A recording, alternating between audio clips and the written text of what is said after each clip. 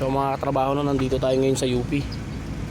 Pupunta tayo kay Dole para magpasa ng monthly report, no, safety department. So nandito ako sa L3, kasama ko si Kuya Bon. Kaya hatid namin yung aming report, papareceive namin kay Dole. Nakikita nyo mga katrabaho, medyo traffic.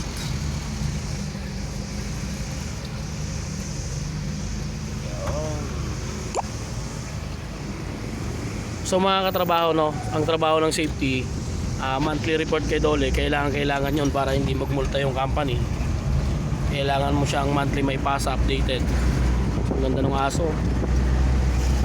Dito kami ngayon. Dadaan muna kami sa bahay ni Sir Nitoy, no, para magbigay na maibigay yung documents bago kami pumunta ng Dole. So ayan mga katrabaho, dito kami sa loob ng UP to, di ba? UP? UP campus, no? Diliman. So ayan mga katrabaho,